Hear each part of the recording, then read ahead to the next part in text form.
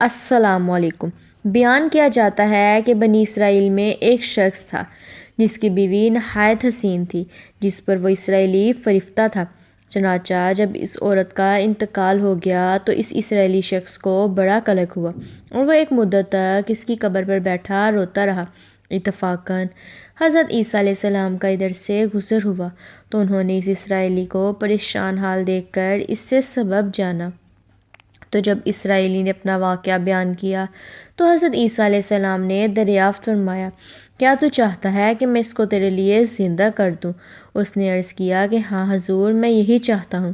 چنانچہ جب حضرت عیسیٰ علیہ السلام نے اس قبر کے مردے کو آواز دی تو قبر سے ایک حبشی غلام، جس کے ناک کے نتنوں، آنکھوں اور جسم کے دوسرے سوراخوں سے آگ کی لپیٹیں اٹھ رہی تھیں، حضرت عیسیٰ علیہ السلام کو دیکھتے ہی غلام نے کلمہ پڑھا۔ اسرائیل نے یہ دیکھ کر عرض کیا، حضور، مجھ سے غلطی ہو گئی، میری بیوی کی قبر تو دوسری ہے۔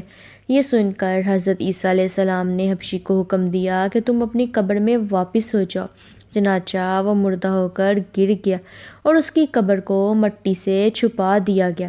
پھر حضرت عیسیٰ علیہ السلام نے اس دوسری قبر کی جانب توجہ فرمائی اور حکم دیا کہ اے صاحب قبر، اللہ کے حکم سے زندہ ہو جا۔ چنانچہ قبر پھٹی اور اس سے ایک عورت سر سے گرد جھاڑتی ہوئی باہر آ گئی، جس کو دیکھ کر اسرائیلی بولا کہ یا روح اللہ، میری بیوی یہی ہے۔ پھر حضرت عیسیٰ علیہ السلام کے حکم سے وہ اسرائیلی اپنی بیوی کو ہمراہ لے کے واپس ہونے لگا، مگر کچھ عرصے سے جاگا ہوا تھا، اس لیے اس پر نیند کا غلبہ ہو گیا۔ اس نے بیوی سے کہا کہ تیری قبر پر گڑیا زاری اور بیداری نے مجھے ہلاک کر دیا ہے، اس لیے میں چاہتا ہوں کہ کچھ دیر آرام کر لوں۔ بیوی کہنے لگی کہ ہاں، آپ آرام کر لیجئے۔ چنانچہ وہ اسرائیلی بیوی کے زانوں پر سر رکھ کر سو گیا۔ اتنے میں گھوڑے پر سوار ایک شہزادے کا ادھر سے گزر ہوا جو اپنے زمانے کا یکتا حسین تھا، جس کو دیکھ کر شہزادی اس پر فریفتہ ہو گئی اور اس کا دل قابو میں نہ رہا۔ اس نے سر زانوں سے نیچے رکھا اور فرط محبت اور غلبہ عشق سے مجبور ہو کر شہزادے کے سامنے جا کھڑی ہوئی۔ ادھر جیسے ہی شہزادے کی نظر اس پر پڑی، وہ بھی اس کو دیکھ کر اس پر فریفتہ ہو گیا اور عورت کی خواہش پر اس کو اپنے گھوڑے پر بٹھا کر ساتھ لے گیا۔ چنانچہ اس کے شوہر نے بیدار ہو کر جب اپنی بیوی کو نہ پایا تو نہایت پریشان ہوا اور اس کے ملنے کی تدبیر سوچنے لگا۔ سوچتے سوچتے آخر اس نے نشانہ قدم پر چل کر اپنی بیوی کو تلاش کر لیا، جو شہزادے کے پاس پہنچ چکی تھی۔ اس کو دیکھ کر اسرائیلی نے شہزادے سے عرض کیا کہ یہ میری بیوی ہے، آپ اس کو چھوڑ دیجئے۔ ابھی شہزادہ کچھ کہنے بھی نہ پایا تھا کہ اس عورت نے کہا، میں تیری بیوی نہیں بلکہ شہزادے کی لونڈی ہوں۔ یہ سن کر شہزادہ اسرائیلی سے کہنے لگا، مجھ سے میری لونڈی کو لینا چاہتے ہو؟ اس نے کہا، خدا کی قسم، میری بیوی ہے، جس کو میرے سردار حضرت عیسیٰ علیہ السلام نے مرنے کے بعد میرے لیے زندہ کیا ہے۔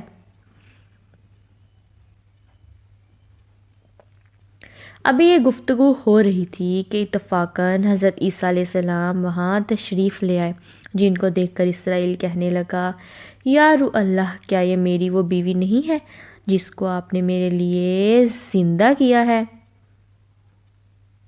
حضرت عیسیٰ علیہ السلام نے فرمایا کہ ہاں، یہ وہی ہے۔ یہ سن کر عورت کہنے لگی کہ یا روح اللہ، یہ شخص جھوٹا ہے، میں اس شہزادے کی لونڈی ہوں۔ حضرت عیسیٰ علیہ السلام نے فرمایا، کیا تو وہ عورت نہیں جس کو میں نے اللہ کے حکم سے زندہ کیا ہے؟ عورت نے کہا، یا روح اللہ، باخدا میں وہ نہیں ہوں۔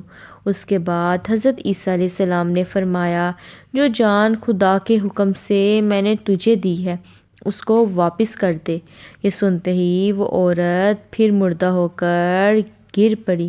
پھر حضرت عیسیٰ علیہ السلام فرمانے لگے کہ جو شخص ایسے آدمی کو دیکھنا چاہے جو کافر مرا تھا اور زندہ ہو کر ایمان لایا تو وہ اس حبشی غلام کو دیکھ لے، اور جو کوئی ایسے شخص کو دیکھنا چاہے جو مومن مرا تھا، پھر اللہ نے اس کو زندہ کیا اور کافر ہو کر کفر کی حالت میں مر گیا، تو وہ اس عورت کو دیکھ لے۔